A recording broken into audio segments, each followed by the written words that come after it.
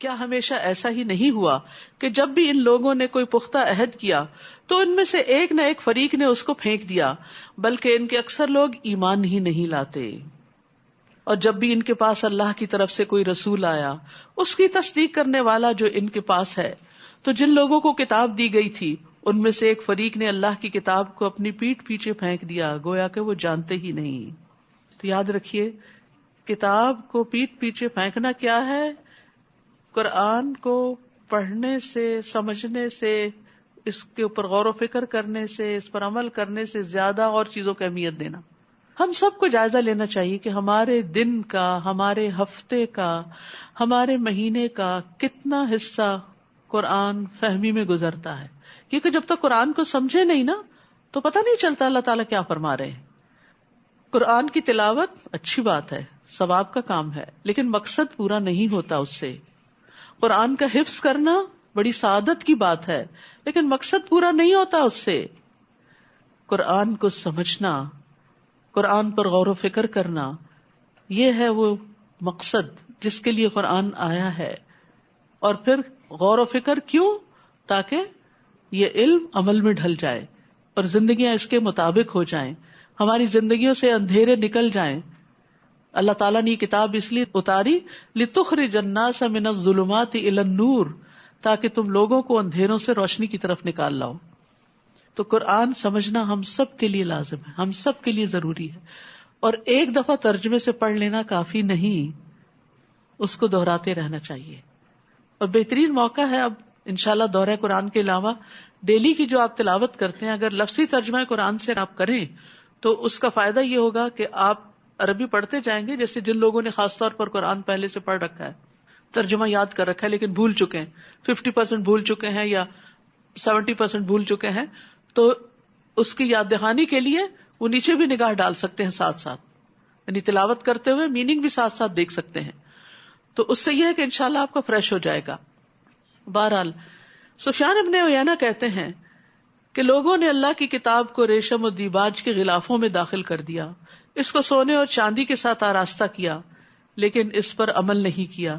یہی ان کا کتاب کو پیٹھ پیچھے پھینک دینا ہے، یعنی ویسے اسے بہت قیمتی بنا دیا، لیکن جس مقصد کے لیے وہ کتاب آئی وہ نہیں پورا کیا۔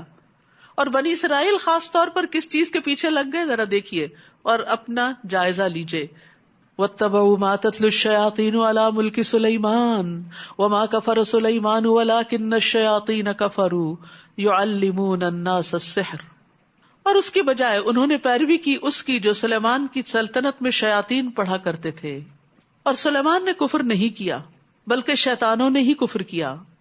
کیا کفر تھا؟ وہ لوگوں کو جادو سکھاتے تھے۔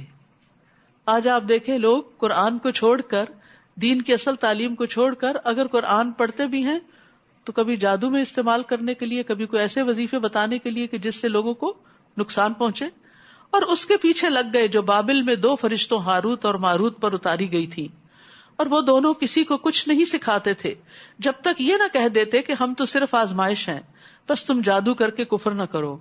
بس لوگ ان دونوں سے ایسا جادو سیکھتے جس سے مرد اور اس کی بیوی میں جدائی ڈال دیں۔ آج آپ دیکھیں یہ مرض کتنا عام ہو چکا ہے، کتنی ہی خواتین ہیں جو اس کی وجہ سے سفر کرتی ہیں کہ کسی قریبی رشتہ دار، کسی قریبی دوست، کسی قریبی نے ہسبینڈ کے ساتھ ناچاکی کا جادو کر دیا کہ ان کی آپس میں نہ بنے، حسد کی بنا پر۔ تو آپ دیکھیے کہ یہ ٹریٹس بھی پچھلی امت میں تھے اور آج مسلمانوں کے اندر بھی یہ چیز پائی جاتی ہے کہ ہم کسی کی نعمت کو دیکھ کے خوش نہیں ہوتے، اور یہی حسد ہے، اور یہ حسد ایمان کے منافی ہے۔ متقی وہ ہوتا ہے جو دل کا بھی صاف ہوتا ہے، وہ دل میں کسی کے خلاف کوئی گرج، بیر، حسد کچھ نہیں رکھتا، وہ سب کو معاف کر دیتا ہے۔ ہاں، کسی نے جو تکلیف دی اس کی تکلیف محسوس کرتا ہے، کیونکہ بعض لوگوں کو جب میں کہتی ہوں نا معاف کر دیں تو کہتے ہیں وہ تکلیف نہیں بھولتی، وہ تو ہوتی رہے گی۔ معاف کرنا ایک الگ کام ہے اور تکلیف محسوس کرنا دوسری بات ہے۔ وہ تو جتنی دفعہ تکلیف محسوس ہوگی اتنی دفعہ اجر ہی ملے گا، وہ تو آپ کے اجر کو بڑھانے کے لیے محسوس ہوتی رہتی ہے۔ اور جتنی دفعہ تکلیف محسوس ہوگی انا للہ پڑھیں گے تو پہلی دفعہ جو چوٹ لگی تھی اور انا للہ پڑھا تھا اور ڈھیروں اجر سمیٹ لیا تھا، وہ اجر پھر سے واپس آئے گا اور اجر ملے گا اور اجر ملے گا. اس لیے کسی بھی انسان کی طرف سے اگر آپ ہرٹ ہوئے ہو تو اس ہرٹ ہونے پر پریشان نہ ہو. یہ تو انسانی فطرت کا خاصہ ہے نا کہ چوٹ لگے تو درد تو ہوتی ہے.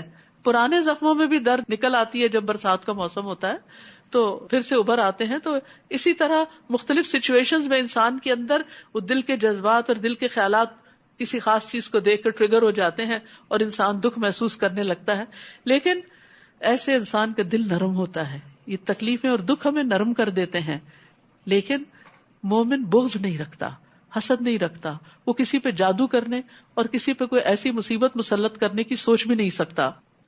پھر فرمایا اور وہ اللہ کے حکم کے سوا اس سے کسی کو کچھ بھی نقصان نہیں دے سکتے تھے, اور وہ ایسی چیز سیکھتے جو ان کو نقصان نہیں پہنچاتی اور کچھ فائدہ نہ دیتی.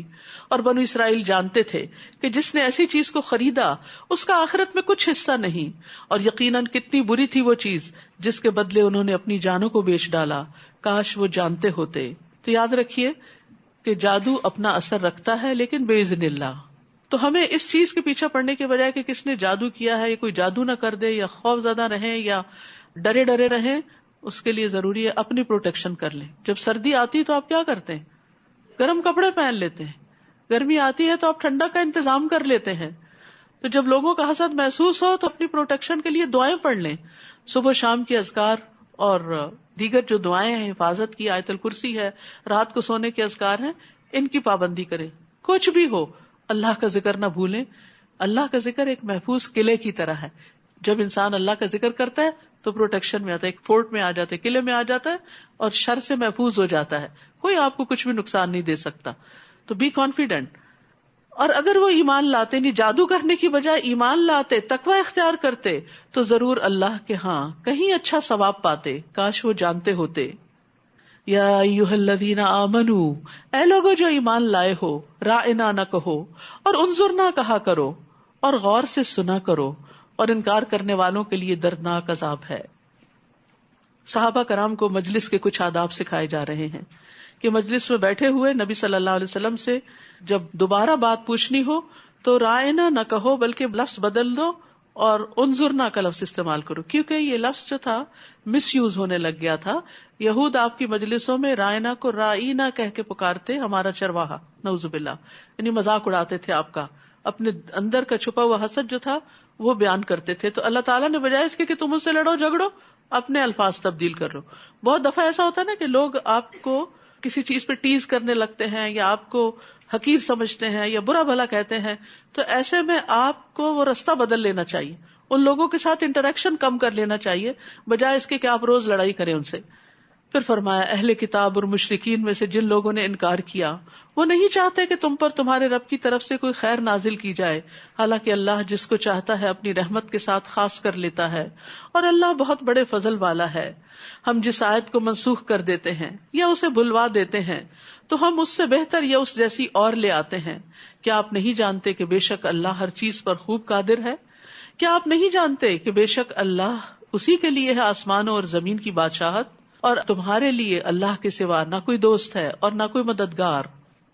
اے اہل ایمان, کیا تم یہ چاہتے ہو کہ اپنے رسول سے اس طرح کے سوال کرو جس طرح کے سوال اس سے پہلے موسیٰ سے کیے گئے؟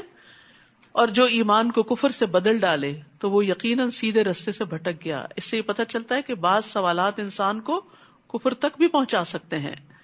اہل کتاب میں سے بہت سے لوگ اپنے نفسوں کے حسد کی وجہ سے یہ چاہتے ہیں کہ کاش تمہارے ایمان لانے کے بعد وہ تمہیں کافر بنا دیں, بعد اس کے کہ ان پہ حق ظاہر ہو چکا ہے, تو تم معاف کر دو اور درگزر کرو یہاں تک کہ اللہ اپنا حکم لے آئے.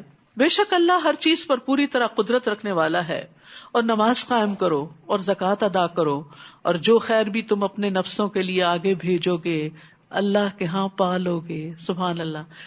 یعنی بعض اوقات ہم نماز پڑھ لیتے, زکوٰۃ دے دیتے, اس کے بعد سمجھتے ہیں کہ کیا ہوا, فرض ادا ہو گیا, بس اب ہم دنیا کے لیے آزاد ہیں, دنیا میں مشغول ہیں, خوب انجوائے کر رہے ہیں, نماز کا وقت ہوا جلدی سے جا کے 4 ٹکرے مار کے واپس پھر دنیا کو انجوائے کرنا شروع کر دیا, اور بھول گئے کہ نیکی کے اور بھی بہت سے کام ہیں.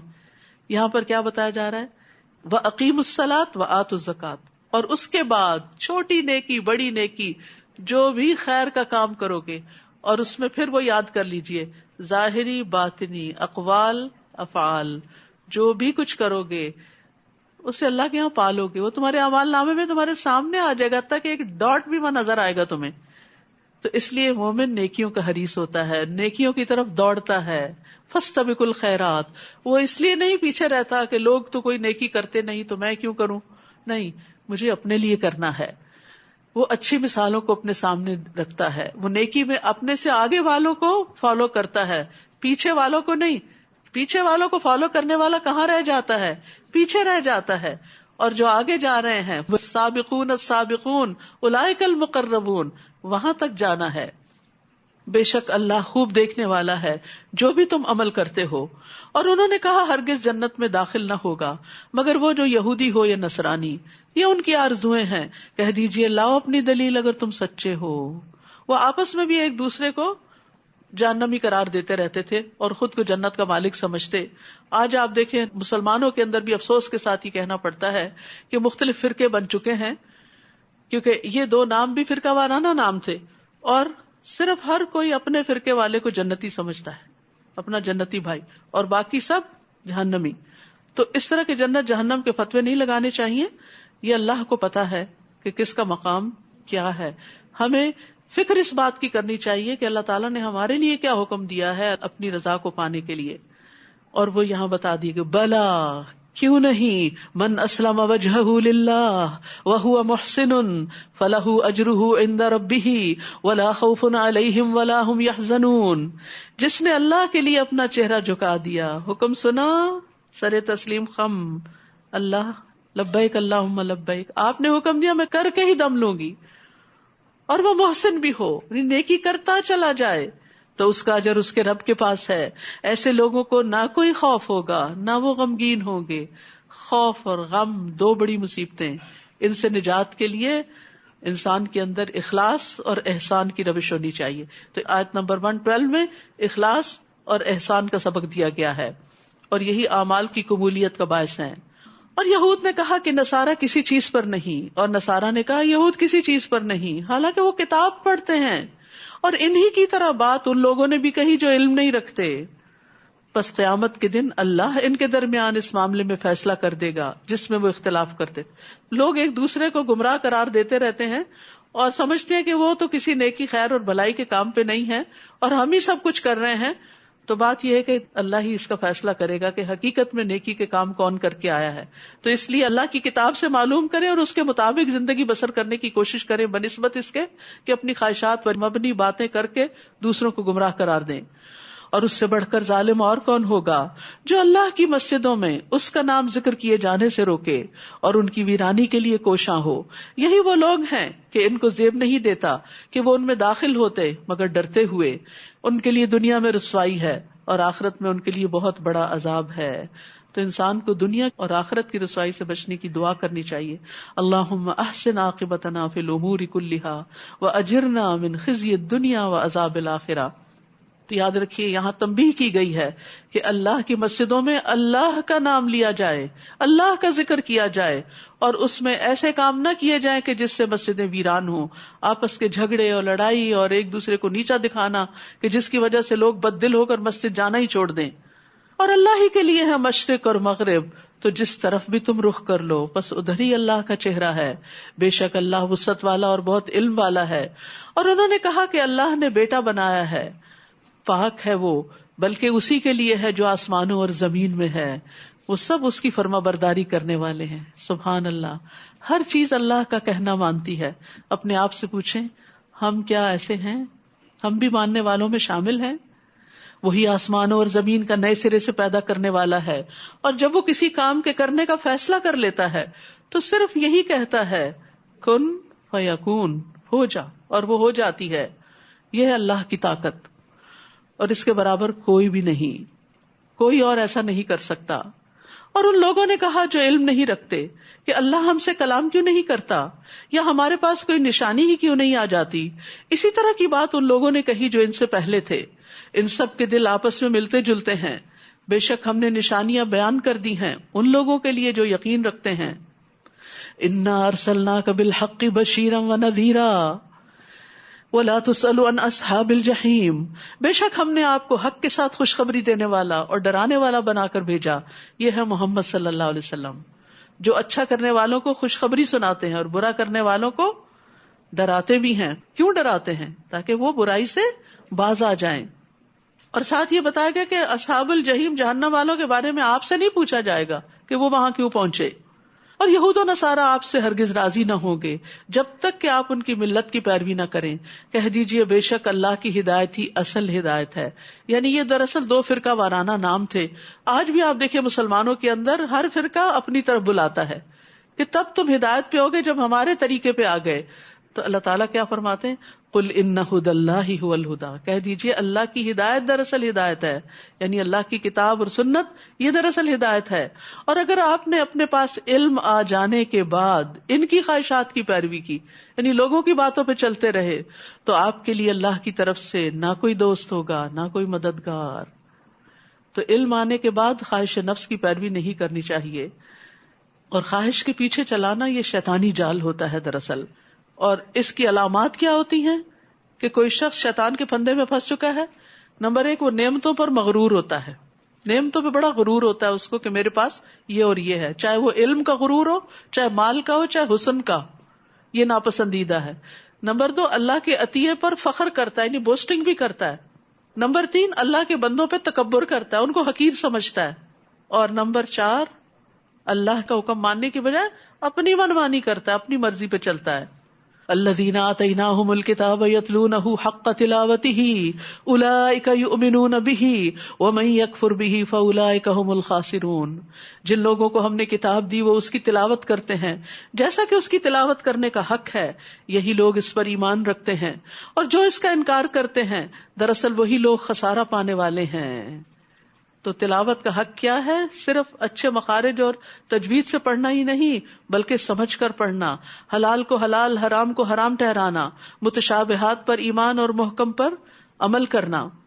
پھر فرمایا اے بنی اسرائیل، یاد کرو میری اس نعمت کو جو میں نے تم پر انعام کی، اور بے شک میں نے تمہیں تمام جہان والوں پر فضیلت بخشی تھی. اور ڈرو اس دن سے جب کوئی نفس کسی کے کچھ کام نہ آئے گا، نہ کسی سے بدلہ قبول کیا جائے گا، نہ کوئی سفارش فائدہ دے گی، نہ ہی وہ مدد دیے جائیں گے. اور جب ابراہیم علیہ السلام کو اس کے رب نے چند باتوں کے ساتھ آزمایا تو اس نے ان کو پورا کر دکھایا. اللہ نے کہا بے شک میں تمہیں لوگوں کا امام بنانے والا ہوں. جو امتحان میں پاس ہو جاتا ہے وہی لیڈرشپ کے لائق ہوتا ہے. اس نے کہا اور میری اولاد میں سے. تو یہ ورثہ ٹرانسفر نہیں ہوتا. اللہ نے فرمایا میرا عہد ظالموں کو نہیں پہنچتا. اور جب ہم نے بیت اللہ کو لوگوں کے لیے لوٹ کر آنے کی جگہ اور امن کی جگہ بنایا اور حکم دیا کہ مقام ابراہیم کو نماز کی جگہ بنا لو، اور ہم نے ابراہیم اور اسماعیل سے عہد لیا کہ تم دونوں میرے گھر کو طواف کرنے والوں اور اعتکاف کرنے والوں اور رکوع کرنے والوں اور سجدہ کرنے والوں کے لیے پاک رکھو. مساجد کو پاک رکھنا چاہیے. اور جب ابراہیم علیہ السلام نے کہا اے میرے رب اس شہر کو امن والا بنا، اور اس کے رہنے والوں میں سے جو اللہ اور یوم آخرت پر ایمان لائیں ان کو پھلوں میں سے رزق عطا فرما. اللہ نے کہا جس نے کفر کیا میں اس کو بھی تھوڑا سا فائدہ دوں گا، پھر اس کو آگ کے عذاب کی طرف مجبور کر دوں گا، اور وہ کتنی بری جگہ ہے لوٹنے کی.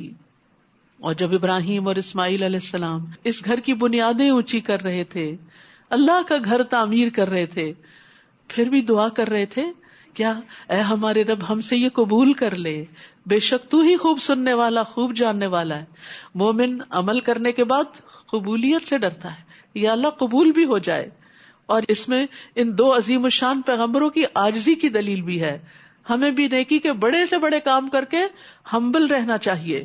اے ہمارے رب ہم دونوں کو اپنا فرما بردار بنا، اور ہماری اولاد میں سے بھی ایک گروہ کو اپنا فرما بردار بنا، اور ہمیں ہماری عبادت کے طریقے دکھا، اور ہم پر مہربان ہو جا. بے شک تو ہی بہت توبہ قبول کرنے والا نہایت رحم فرمانے والا ہے. پھر آپ دیکھیے مزید دعائیں کہ اللہ یہ عمارت تو ہم بنا رہے ہیں، ہمیں بھی اطاعت کی توفیق دینا. کیونکہ بعض اوقات ہم بڑی بڑی مساجد تعمیر کر لیتے ہیں لیکن اس کے بعد کیا کرتے ہیں، وہاں ہارڈلی کبھی جاتے ہیں، یا وہاں تعلیم کا سلسلہ کم ہی کوئی شروع کرتے ہیں. وہ بیچاری سارا دن خالی پڑی رہتی ہیں، بے آباد پڑی رہتی ہیں. تو مسجد بنانا ہی بڑا کام نہیں، اس کو آباد کرنا بھی ایک کام ہے. اور پھر وہاں دعائیں مانگنا، عبادت کرنا، اللہ کا ذکر کرنا، اور خصوصاً توبہ کرنا. ابراہیم علیہ السلام ایک ویژنری تھے. وہ صرف اپنے وقت کے لیے دعا نہیں مانگ رہے تھے, وہ آنے والی نسلوں کے لیے دعا کر رہے تھے. کیا مانگ رہے تھے؟ ربنا وابعث فیہم رسولا منہم یتلو علیہم آیاتک ویعلمہم الکتاب والحکمہ ویزکیہم انک انت العزیز الحکیم. اے ہمارے رب, ان کے اندر انہی میں سے ایک رسول بھیج دے جو ان پر تیری آیات کی تلاوت کرے, انہیں کتاب اور حکمت کی تعلیم دے, ان کا تزکیہ کرے, بے شک تو ہی غالب بہت حکمت والا ہے. سبحان اللہ. اپنی نسل اور اپنی اولاد کی فکر میں کیا مانگا؟ ایک رسول مانگا جو آئے اور ان کو تعلیم دے, کتاب کی تلاوت کرے ان کے سامنے, ان کو کتاب کی تعلیم دے, انہیں حکمت سکھائے, ان کا تزکیہ کرے, اندر باہر سے ان کو صاف کرے. آپ اپنی اولاد کے لیے کیا دعائیں مانگتے ہیں؟ کیا ملے ان کو آپ کی زندگی میں اور آپ کے بعد؟ میں کہتے ہیں اللہ ہمیں اپنی زندگی میں ان کی بہاریں دکھا دینا, ان کی شادی ہو جائے, ان کا کاروبار اچھا ہو جائے, ان کی ڈگری اچھی ہو جائے, ان کو آگے اولاد سے نوازنا وغیرہ وغیرہ. اس سے آگے کہ ان کی دین کی تعلیم کا بھی کوئی انتظام ہو جائے اور ان کی نسلوں کو بھی ایمان پہ قائم رکھنا. یہ پہلی دعائیں بری نہیں ہیں, نہ میں ان کا کوئی مذاق اڑا. یہ بھی مانگے ربنا آتنا فی الدنیا حسنۃ وفی الآخرۃ حسنۃ. لیکن ابراہیم علیہ السلام نے اپنی اولاد کے مستقبل کی فکر کی کہ ان کے لیے تعلیم کا بندوبست ہو. آج ہم کو بھی سوچنا چاہیے, کیا ہم نے اپنے بچوں کی دینی تعلیم کا انتظام کیا, اس کے لیے اتنا مال خرچ کیا, فکر مند ہوئے, محنت کی, تکلیف اٹھائی جتنا ہم نے ان کی دنیا کے لیے فکر کی؟ اور کون ہے جو ملت ابراہیم سے بے رغبتی کرے؟ اس طریقے سے کون پھرے مگر وہ جس نے خود کو احمق بنا لیا ہو, صرف دنیا کے پیچھے بھاگ رہا ہے. بے شک ہم نے اس کو دنیا میں بھی چن لیا تھا اور یقیناً آخرت میں بھی وہ ضرور صالحین میں سے ہوگا. جب اس کے رب نے اس سے کہا فرما بردار ہو جا, اسلم, قال اسلمت لرب العالمین, تو اس نے کہا میں رب العالمین کے لیے فرما بردار ہو گیا. اور ابراہیم علیہ السلام نے اپنے بیٹوں کو اسی بات کی وصیت کی, اور یعقوب علیہ السلام نے بھی کیا کہا, یا بنی ان اللہ اصطفیٰ لکم الدین فلا تموتن الا وانتم مسلمون. اے میرے بیٹو, بے شک اللہ نے تمہارے لیے یہ دین چن لیا ہے, بس تمہیں ہرگز موت نہ آئے مگر اس حال میں کہ تم مسلمان ہو. آج ہم سب کے لیے یہ دعا کتنی ضروری ہے کہ ہم اپنے بچوں کے لیے یہ دعا مانگے, اور صرف دعا ہی نہ مانگے بلکہ ان سے اس بات کا عہد لیں, ان کو اس بات کے لیے پریپیئر کریں کہ تم نے اس جگہ پر رہتے ہوئے اپنے ایمان کی حفاظت کرنی ہے, صرف اپنی نہیں, اپنے آئندہ آنے والی نسلوں کی بھی. اور یہ چیز بچپن سے ان کے اندر ڈالیں, ڈرل کریں, ان کے اندر ڈال دیں کہ اسلام کے بغیر نجات نہیں, کہ حالت ایمان میں موت آئے اور موت تک رب کی عبادت کرتے رہے, مرتے دم تک فرائض کی پابندی کرتے رہے. کیا بھلا تم موجود تھے جب یعقوب کے پاس موت حاضر ہوئی؟ جب انہوں نے اپنے بیٹوں سے پوچھا میرے بعد تم کس کی عبادت کرو گے؟ آپ نے کبھی پوچھا اپنے بچوں سے کہ ہمارے بعد کس کی عبادت کرو گے؟ انہوں نے کہا ہم آپ کے الہ اور آپ کے باپ دادا ابراہیم اور اسماعیل اور اسحاق علیہ السلام کے الہ کی عبادت کریں گے جو ایک ہی الہ ہے, اور ہم اسی کے فرما بردار ہیں. وَنَحْنُ لَهُ مُسْلِمُونَ. ابراہیم علیہ السلام نے کیا کہا تھا؟ اسلمت لرب العالمین. تو اولاد نے بھی کیا کہا؟ نحن لہ مسلمون. تلک امۃ قد خلت لہا ما کسبت ولکم ما کسبتم ولا تسألون عما کانوا یعملون. یہ ایک جماعت تھی جو گزر چکی, اس کے لیے وہی ہے جو اس نے کمایا, اور تمہارے لیے وہی ہے جو تم نے کمایا, اور تم سے سوال نہ کیا جائے گا اس کے بارے میں جو وہ عمل کرتے تھے. یعنی پہلے بزرگان تو گزر گئے اچھے کام کر کے, وہ تو اپنے ساتھ نیکیاں سمیٹ کر لے گئے. آج اگر ہم صرف اس پہ فخر ہی کرتے رہے کہ ہم ان کی نسل سے ہیں یا ان کی ملت سے ہیں یا ان کے طریقے پر ہیں, تو اتنا کافی نہیں جب تک کہ وہ کام نہ کریں جو انہوں نے کیے, اور سب سے پہلے اس توحید کا اعلان جو انہوں نے کیا. وَقَالُوا كُونُوا هُودًا أَوْ نَصَارَىٰ تَهْتَدُوا. اور انہوں نے کہا کہ یہودی یا نصرانی ہو جاؤ تو ہدایت پا جاؤ گے. جیسے آج مسلمان مختلف فرقوں کا نام لے کر کہتے ہیں کہ اس فرقے میں یا اس گروہ میں داخل ہو جاؤ تو ہدایت پاؤ گے. قُلْ بَلْ مِلَّةَ إِبْرَاهِيمَ حَنِيفًا وَمَا كَانَ مِنَ الْمُشْرِكِينَ. کہہ دیجئے بلکہ ابراہیم کا طریقہ جو یکسو تھے اور مشرکوں میں سے نہ تھے. توحید کا طریقہ, ایک اللہ کی عبادت کا طریقہ. قولو, سب کہہ دو. قولو, انہوں نے اپنے فالوور سے کہا سب کہو. آمنا, آپ پڑھ سکتے اس آیت کو سب مل کے پڑھیے. قولو آمنا باللہ وما انزل الینا وما انزل الى ابراہیم واسماعیل واسحاق ویعقوب والاسباط وما اوتی موسیٰ وعیسیٰ وما اوتی النبیون من ربهم لا نفرق بین احد منہم ونحن له مسلمون. سب کہو کہ ہم اللہ پر ایمان لائے اور جو ہماری طرف نازل کیا گیا یعنی کتاب و سنت، اور جو ابراہیم اور اسماعیل اور اسحاق اور یعقوب اور ان کی اولاد کی طرف نازل کیا گیا، اور جو موسیٰ اور عیسیٰ علیہ السلام دیے گئے، اور جو دیگر انبیاء کو ان کے رب کی طرف سے دیا گیا، ہم ان میں سے کسی ایک کے درمیان کچھ فرق نہیں کرتے، سب کی عزت کرتے ہیں، سب کو رسول مانتے ہیں اور ہم اسی کے فرما بردار ہیں. آج اس پلانٹ پہ صرف مسلمان وہ امت ہیں کہ جو سارے کے سارے انبیاء کو مانتے ہیں اور اسی سے دین مکمل ہوتا ہے. کسی ایک نبی کا بھی انکار سب کا انکار بن جاتا ہے. تو انبیاء علیہ السلام نے اپنے فالوورز کو، اپنی اولادوں کو صحیح ایمان لانا بھی سکھایا.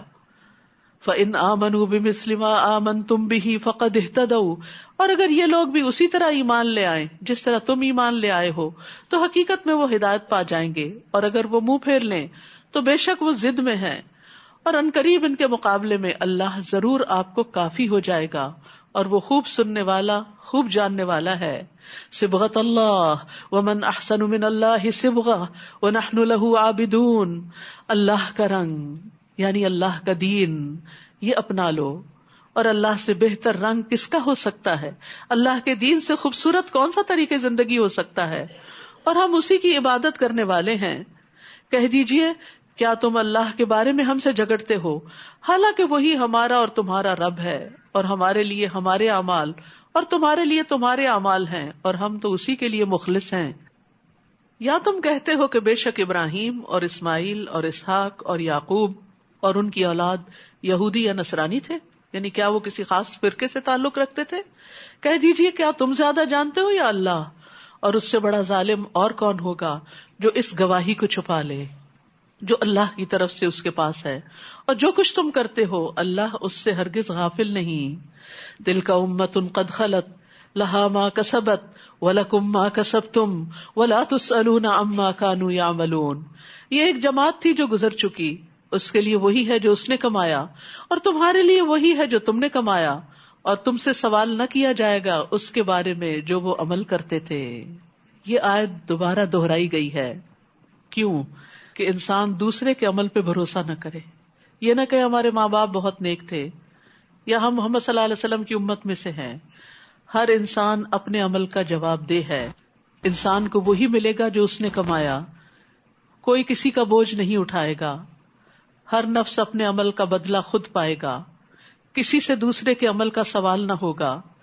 کوئی انسان کسی دوسرے کا بوجھ نہیں اٹھائے گا. قیامت کے دن حسب نسب فائدہ نہ دے گا. وآخر دعوانا ان الحمد للہ رب العالمین. جزاکم اللہ خیرا کثیرا. ربنا آتنا فی الدنیا حسنۃ وفی الآخرۃ حسنۃ وقنا عذاب النار. ربنا لا تزغ قلوبنا بعد اذ ہدیتنا وہب لنا من لدنک رحمۃ انک انت الوہاب. ربنا هب لنا من ازواجنا وذرياتنا قرة اعین واجعلنا للمتقین اماما. اللهم انا نسألك من الخير كله عاجله وآجله ما علمنا منه وما لم نعلم ونعوذ بك من الشر كله عاجله وآجله ما علمنا منه وما لم نعلم. اللهم انا نعوذ بك من جهد البلاء ودرك الشقاء وسوء القضاء وشماتة الأعداء. ربنا تقبل منا انك انت السميع العليم وتب علينا انك انت التواب الرحيم. وصلی اللہ تعالی علی خیر خلقہ محمد وعلی آلہ واصحابہ واہل بیتہ اجمعین برحمتک یا ارحم الراحمین. الہی آمین. میں تمام بہنوں سے گزارش کروں گی کہ اس پارے کے کم از کم 3 ایکشن پوائنٹس اپنی ڈائریز میں لکھ لیجئے، اور کل بھی آپ اپنی ڈائری اور پین ضرور لائیے. کچھ نہ کچھ نوٹس ضرور لیجئے تاکہ رمضان کے بعد بھی آپ کو یہ فائدہ دیں، انشاءاللہ لانگ ٹرم فائدہ دیں.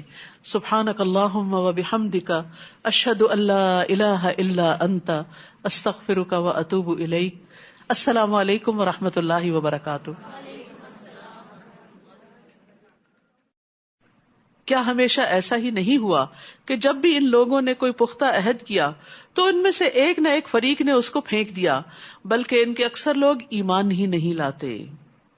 اور جب بھی ان کے پاس اللہ کی طرف سے کوئی رسول آیا، اس کی تصدیق کرنے والا جو ان کے پاس ہے، تو جن لوگوں کو کتاب دی گئی تھی ان میں سے ایک فریق نے اللہ کی